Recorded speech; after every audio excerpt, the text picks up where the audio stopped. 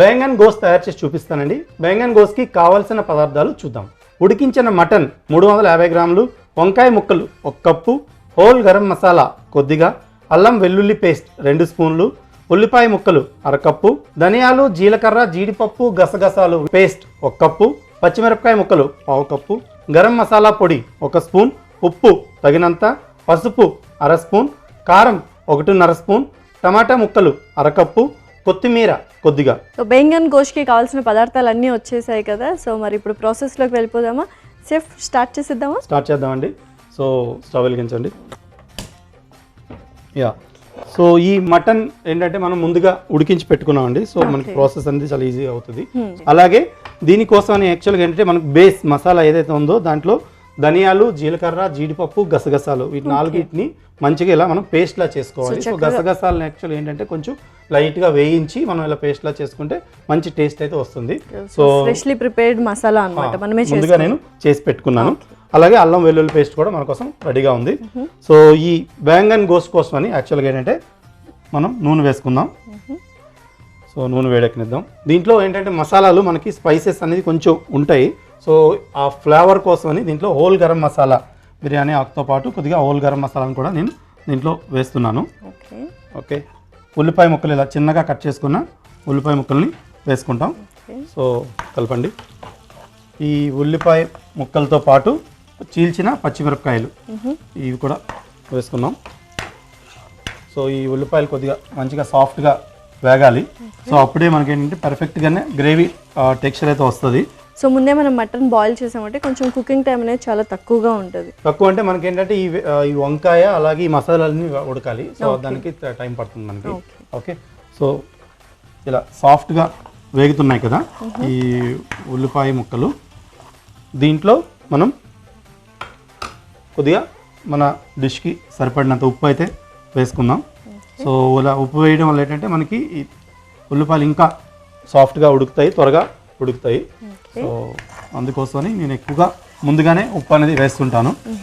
Okay, దీంట్లో మనం అల్లం వెల్లుల్లి పేస్ట్ని కూడా వేసుకుంటాం. ఈ అల్లం వెల్లుల్లి పేస్ట్ వేసాక ఒకసారి మంచిగా మిక్స్ చేసుకుందాం.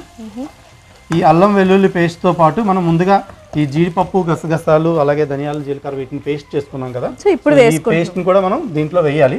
సో అప్పుడు ఏంటంటే మనకి పర్ఫెక్ట్గా అన్నీ కలిపి వేగుతాయి. సో మెయిన్ టేస్ట్ ఈ పేస్ట్ వల్లే వస్తుంది యాక్చువల్గా చెప్పాలంటే. ఎక్కువ మనకి దీంట్లోనే వస్తుంది. సో దీన్ని పచ్చివాసన పోయేలా వేయించుకోవాలి. ఆయిల్ అంతా తీసేసుకున్నాం యాక్చువల్గా పేస్ట్.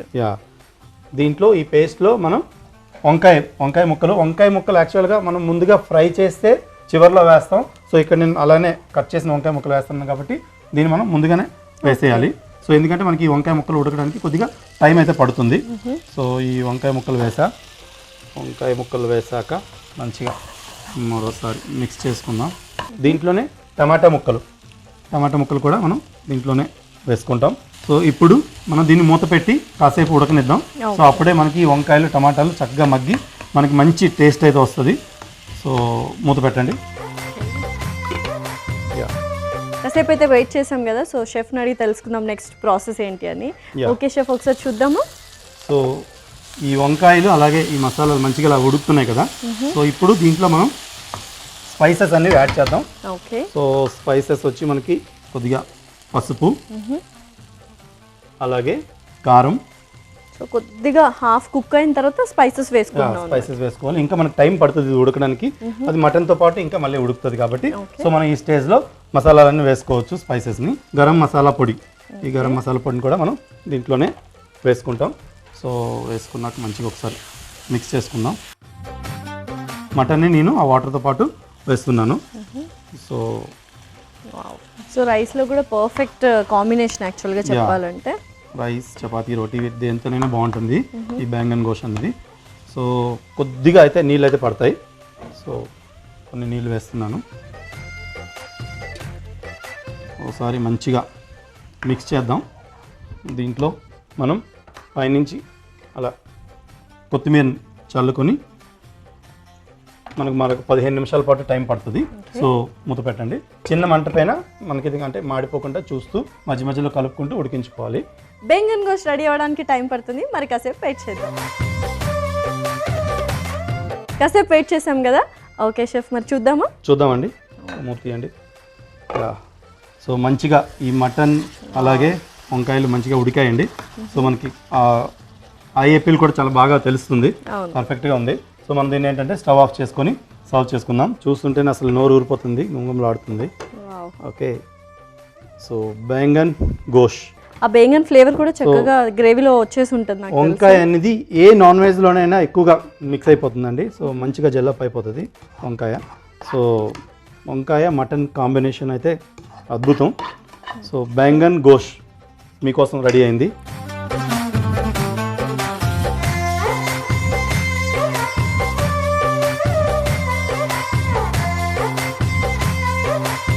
హైదరాబాదీ స్టైల్లో బెంగన్ గోష్ రెడీ అయిందండి. Please enjoy. వావ్, సో మంచి కాంబినేషన్ వంకాయ అండ్ మటన్. సో మరి ఒక్కసారి టేస్ట్ చేసి ఎలా ఉందో చెప్పేస్తాను.